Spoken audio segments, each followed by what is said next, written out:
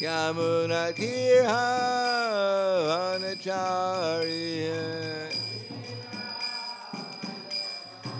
Yamuna Tirha Vanacharya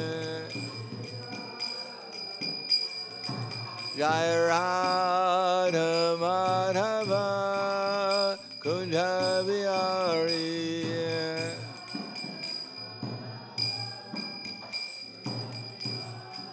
Jaya Radha Madhava Kunja Vihari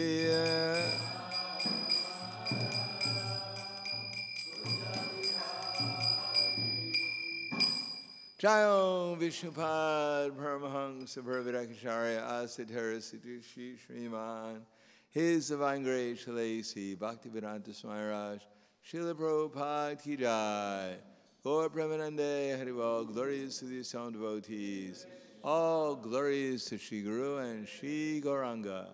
Om Vishnu Padaya Krishna Prasthaya Bhutale Srimate Bhaktivedanta Swami Tanamane Namaste Saraswati Deve Gauravani Pacharane Nirbhishesha Shunyavadi Paskatya De Siddharane Om Agana Timanandasya Gananjana Salakaya Chaksurun Militam Yena Tasmai Shri Gurave Namaha Shri Chaitanya Manobhishtam Stapitam Yena Bhutale Swayam Rupa Kadamayam Tadati Swapadantikam Pandeham Shri Guru Shri Yuta Parakamalam Shri Gurum Vaishnavam Cha Shri Rupam Sagrajatam Sahagana Raganatam Vitam Tam Sajivam Sadvaitam Savadutam Prijana Saitam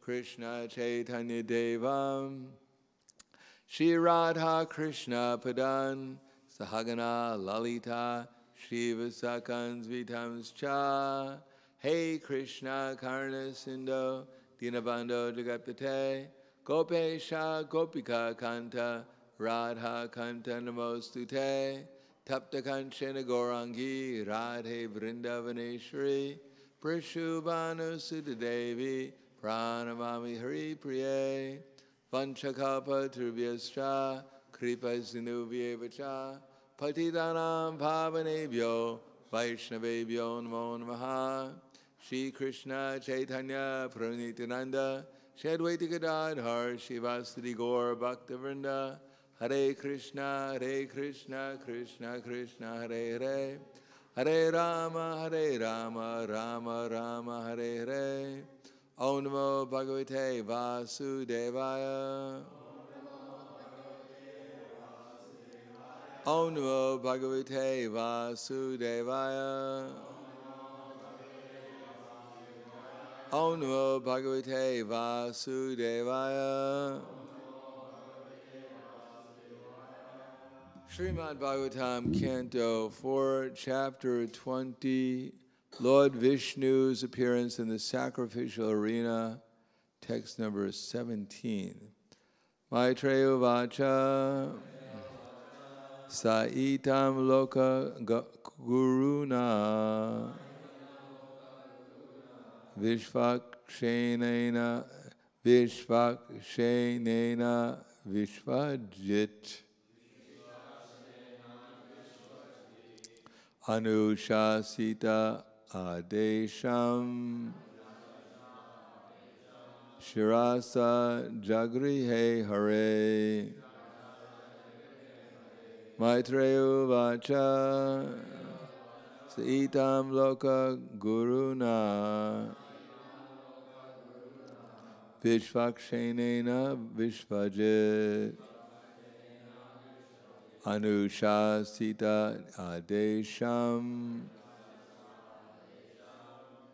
Shirasa Jagrihe Hare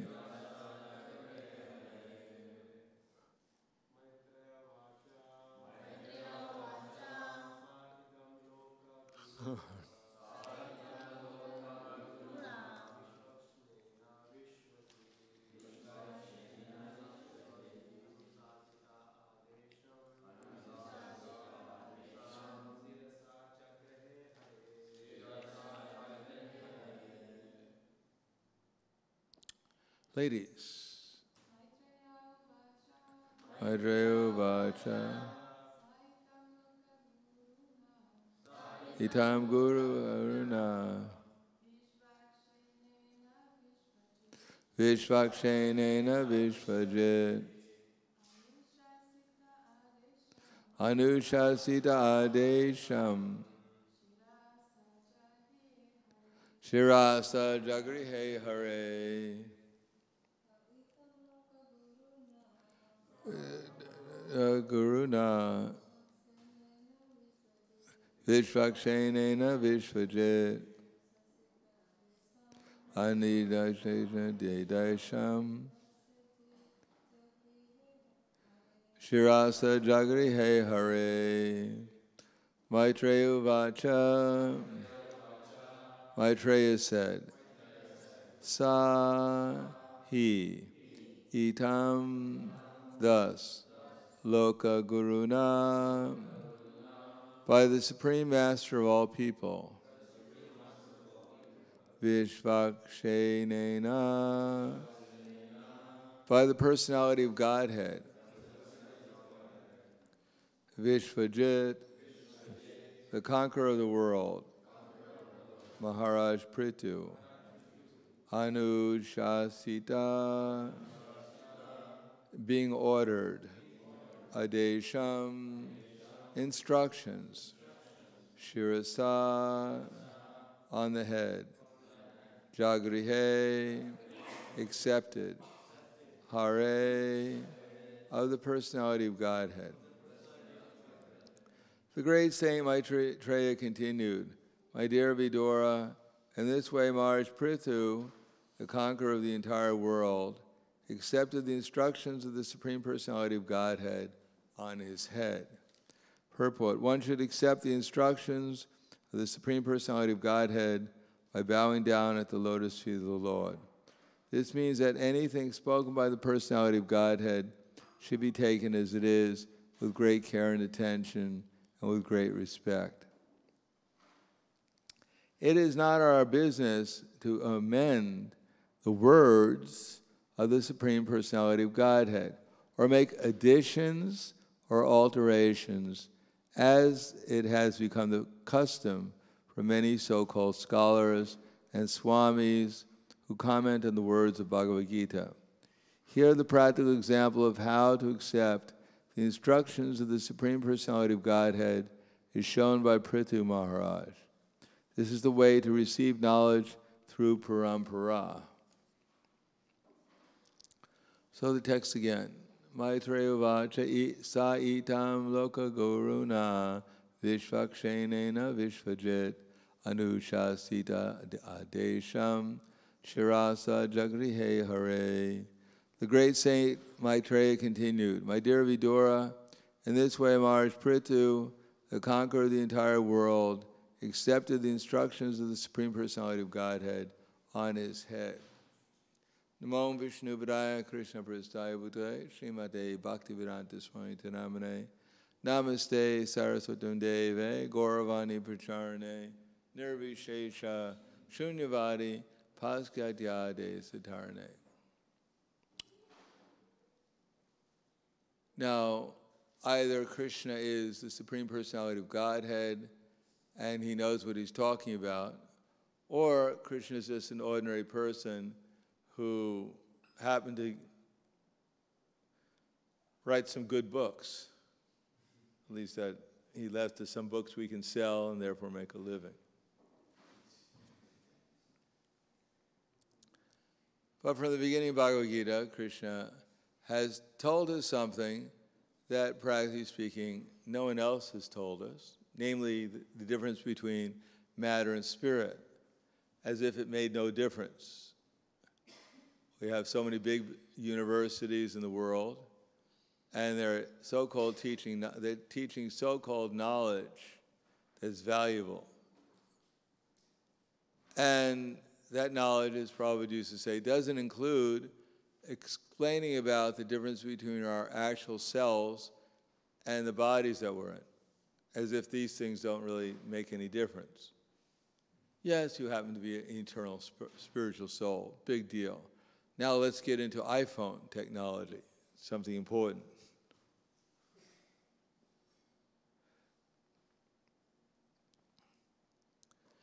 Without hearing Bhagavad Gita, the fact that the body is changing and we ourselves within the body are not changing, then we may think Bhagavad Gita, this book, Alice in Wonderland, they're all just books. But this book is telling us actual science, real science, the science of the self, that we're in a temporary body, and this temporary body is constantly changing, but we're not changing. So the question is, what's the next body we're going to get? Are we going to get a spiritual body, or what kind of material body we're going to get next? We're getting so many bodies now, they're not being determined by us. We're not drawing a little diagram and asking Krishna, can you give me this body?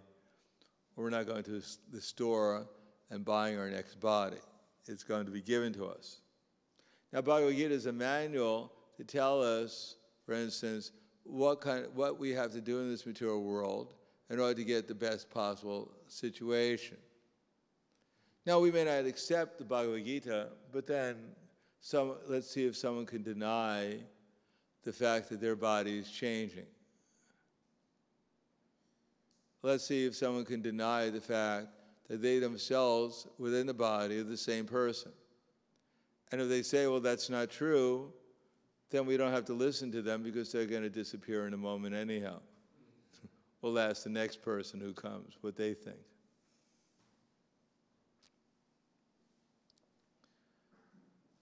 So Bhagavad Gita begins with the eternality of the soul, the Atma, and it also mentions things like how to get free from the material conceptions by karma yoga, by acting dutifully in the material world, following prescribed rules and regulations. In other words, giving up the idea that whatever whimsical thing comes to my mind, I can just do it, and it'll be all right. It makes no difference what I do, what I say, how I think. It's all the same.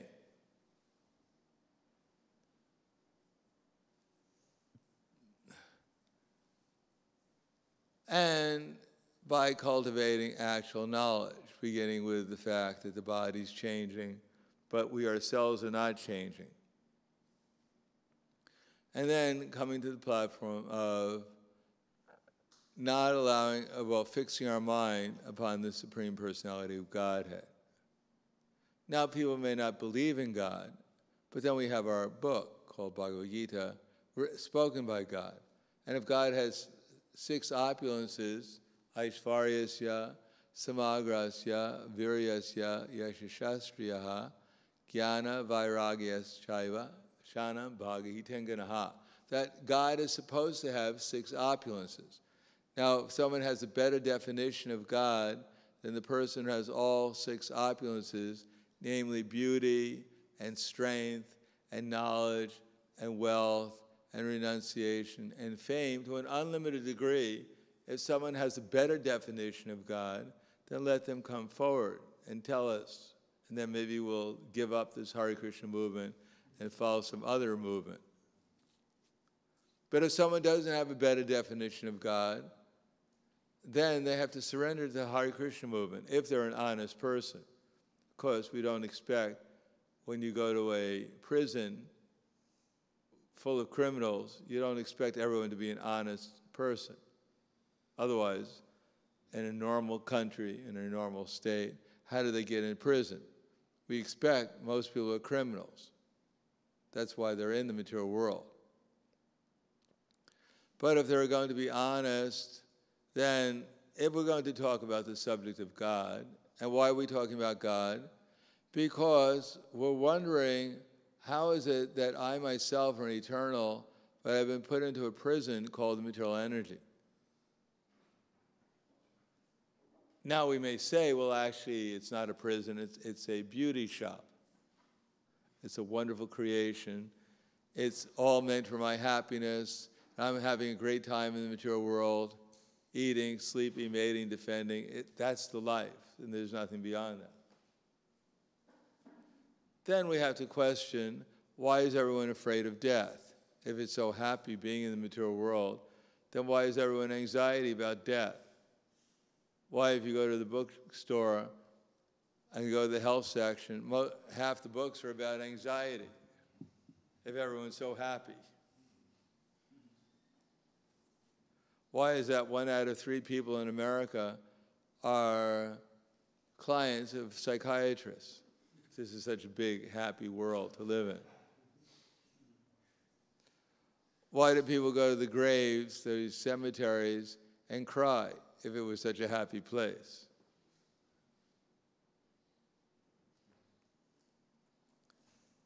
So Krishna says, Dukhalayam Shasvatam, that this place is not a happy place. Not only there are miseries of material existence, and if there weren't miseries, then why do we have all these hospitals?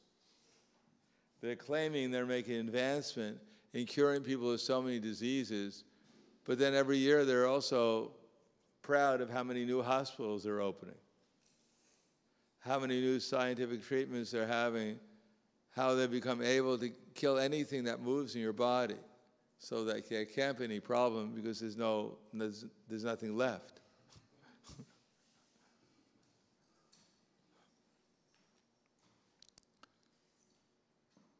If there weren't any threefold miseries, why is the newspaper full of all bad news? It was all happiness in the material world. And of all the miseries, the fact that this is temporary is also a great source of distress, and therefore everyone's working hard to get out of these miseries, trying to prolong their life.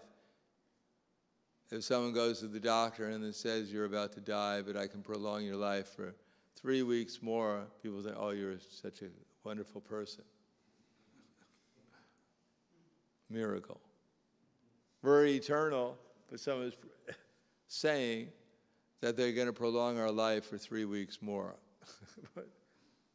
Or the doctor comes to you and says, sir, I'm sorry to tell you, but you're going to die.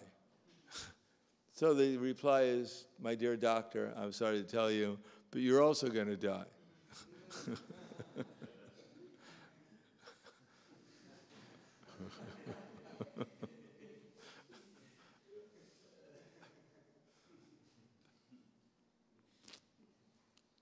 But actually, none of us are going to die, nor is this body going to die, because something that's already dead can't die. The body's already dead.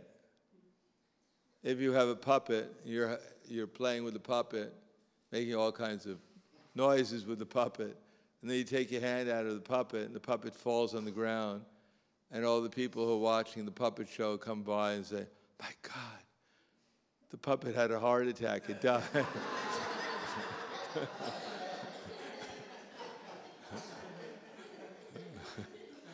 And they're, trying to give artificial respiration to the puppet, breathing into the puppet's mouth, trying to bring it back to life. Finally, they turn to each other with tears in their eyes. It's dead. They put the puppet on a little plank, on a cardboard, and they take it to this puppet cemetery, put it into the cardboard box, and bury it, and talk about it was a wonderful puppet.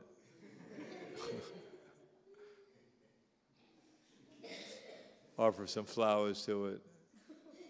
But the puppet was never alive. Where is there any question of the puppet dying? Similarly, this body is not alive, it's already dead. And when the soul leaves the body, then we can see it is actually dead. But only due to the fact that the soul is in the body, it appears to be alive. Therefore, Krishna says, there's no reason to lament. But everyone's lamenting. Why they're lamenting? Because they don't trust Krishna. Even the first instruction, you're not this body, people will argue with it. If they don't argue with it, they can't understand it. You tell them, your body's changing. In Bhagavad Gita, it says your body's changing. And then they'll say, no, it's not a fact. My body's not changing. It's exactly the same body I had in the womb of my mother. Really? Could I see what your mother looks like? She must be quite big.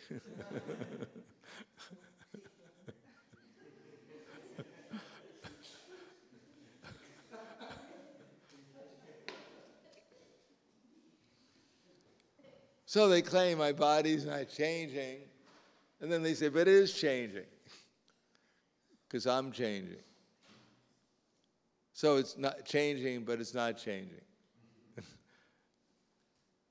And to understand that, you have to read some Zen textbook on what is the sound of one hand clapping.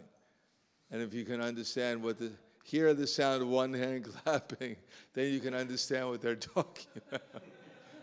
They go together. So we tell people that your body's changing, but you yourself are aware of all these changes. You're the same person, and they deny it. No, I'm completely different. No, sir, we're not talking about your personality. We're not talking a conception of life. We're talking about the person who's conscious and aware of these things. No, I'm completely different. My body's exactly the same, and I'm completely different. So this is called madness. They're blind, and they don't want to hear about the soul.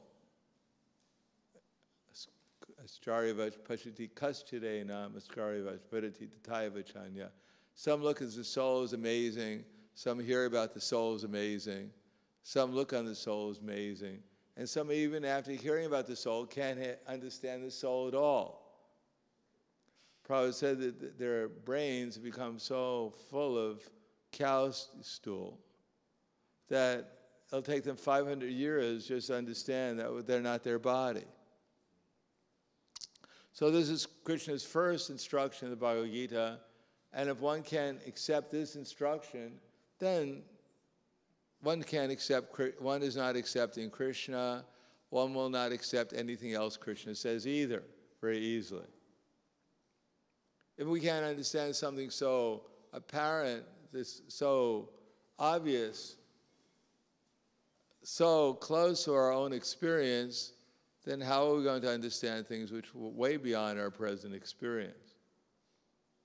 In any case, Bhagavad Gita is given to us just so that we can begin to think intelligently and see things as they are.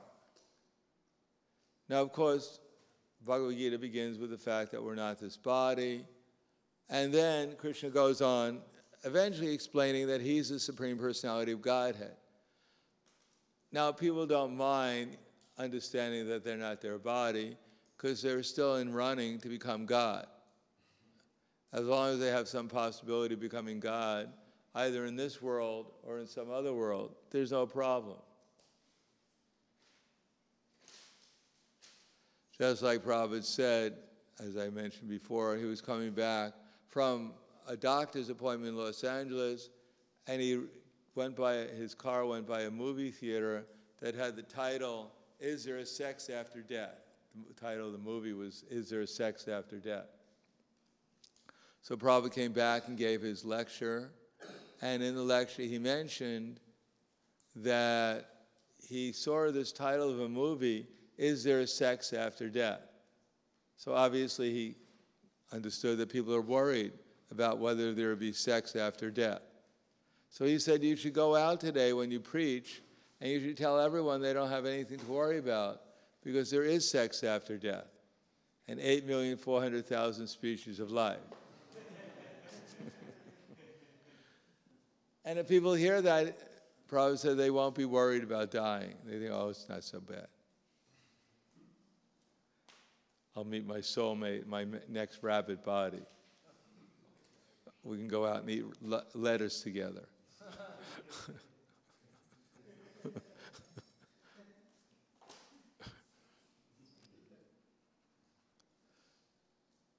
So people, they don't like the fact that Krishna is declaring himself to be God. They don't like the fact that they have to die. They don't like any of these things. Because we've come to the material world in our attempt to control and to enjoy. And just the idea that someone is above us that we can't control is probably the worst thing we could possibly hear. So most people will come and we tell them that, or most people you tell it to, they just, as they say, tune off, tune out. The best defense is just fall asleep. You don't have to hear it. Even if you're in the class, you got stuck, just close your eyes. Maya says, it's not there, it's not there. Just like the rabbit, when it's cornered by a big animal, it just closes its eyes and says, it's not there, it's not there. No problem, no worries, no problem. Or the big ostrich, when it's attacked by another animal, an ostrich has a big, big neck and a little head and a big, big, big body. It just puts its little head inside a hole and thinks, now I'm safe. Can't get me here.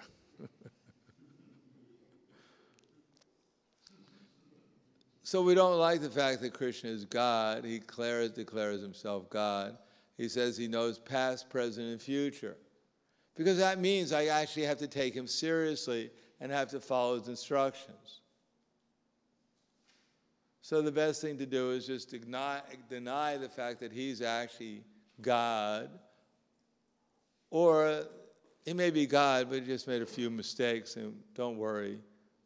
5,000 years later, we figured it all out, and now we can say what's actually going on. Krishna said 5,000 years ago that black is black and that white is white, but now black is white and white is black. Creative. We shouldn't be restricted by these old ideas. Now we have new ideas. 5,000 years ago, the sun rose from the east and set in the west, but we don't believe that anymore. As I said before in one lecture in Durban, I think I said the other day, Prabhupada was talking to one Indian gentleman, and the Indian gentleman said, well, he wasn't talking to him, there was a conference, and when Prabhupada mentioned about reincarnation, the Indian gentleman, who was also giving a seminar, objected and said, Swamiji, why are you talking about this Hindu dogma called reincarnation? So Prabhupada's response was, it's not a Hindu dogma, it's science, it's actually knowledge. That it wasn't that 5,000 years ago Krishna said, my dear Arjuna, now we're going to fight in this battle between all these people, but luckily, I'm a Hindu god. And it just so happens you actually happen to be a Hindu also. So now we can talk Hindu philosophy. So according to Hindu philosophy, all Hindus have bodies that change. So unfortunately, you're a Hindu, so your body has to change. But don't worry, because at least Hindus have souls. And at the end of the Hindu body, when the body of the Hindu changes for the last change, the Hindus get another body. Therefore, don't worry about it. But all these other people, these non-Hindus, their bodies don't change, and they don't have a soul, so they don't have to worry about it either. But because you're a Hindu, I have to talk to you Hindu philosophy.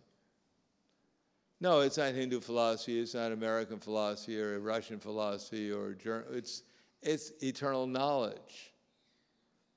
And if someone doesn't agree with it, then that's their misfortune. They can go on and do whatever they like. They may deny the fact that that's real. They may deny the fact that they're in a body and it's not under their control what's going to happen to the body. They may deny the fact that at least time is influencing everything.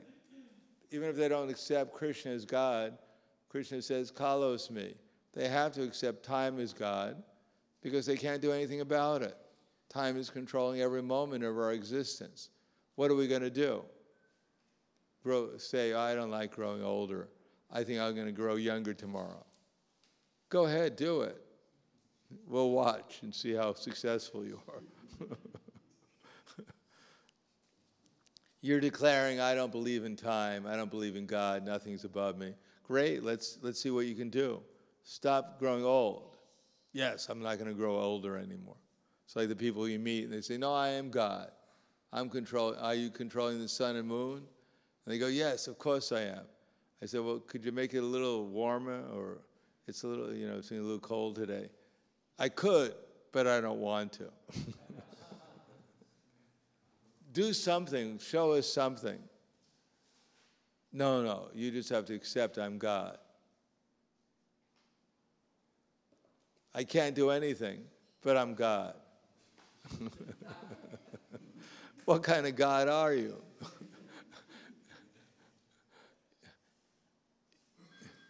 Yes, sir, you're God, but you're such an insignificant God that there's no sense even talking to you.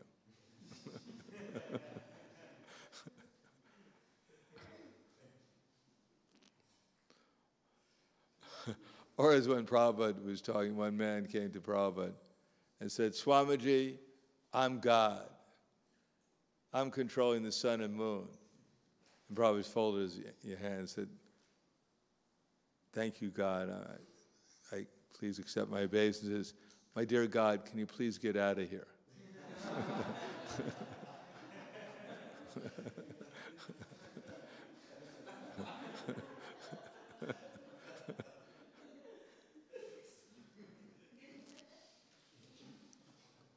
So these kind of guys we don't have to worry about.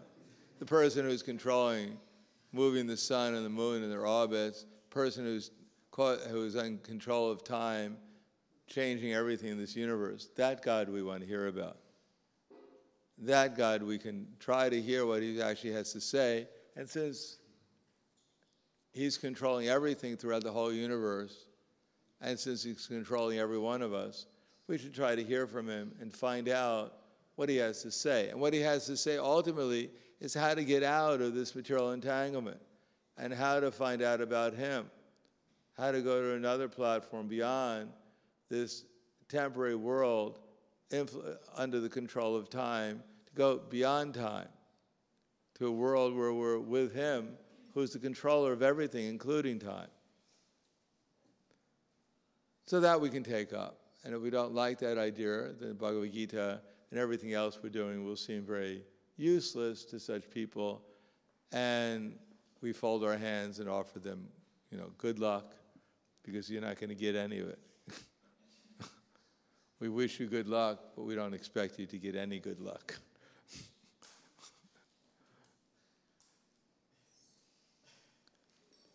And when they get smashed, when we're all being smashed by the material energy, if we're not surrendered to Krishna, so this is good.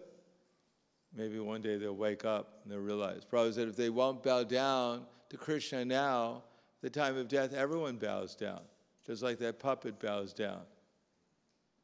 So you have to bow down at the time of death. No one has a choice.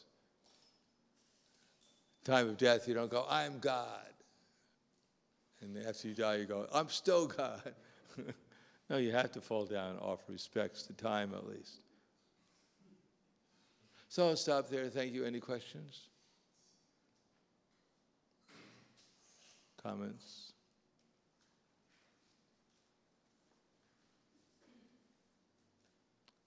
Yes.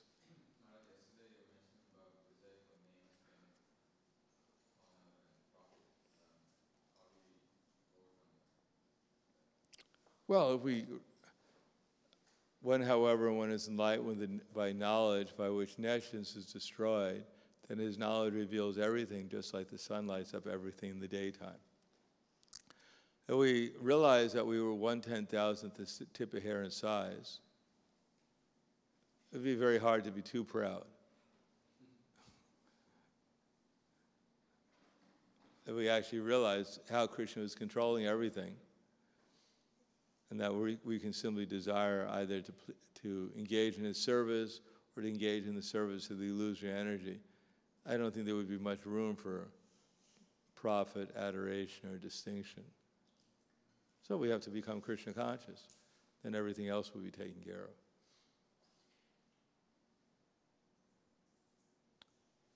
And if we hear Bhagavad Gita, Śrīmad Bhāgavatam, put into practice, then we'll Krishna will gradually reveal these things to us because we want him to. And if right now Krishna revealed that we were 1/10,000th the size of tip of hair in size, then all our material plans would be destroyed, and we'd just be crying, why did you do it right now? Why didn't you wait a little bit longer until I fulfill some of my plans at least? Or as one priest said, my dear Lord, please make me celibate, but not quite yet.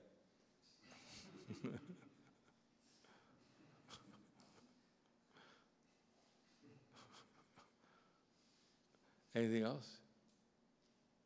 Okay, thank you very much. Śrīmad Bhāgavatam ki jai.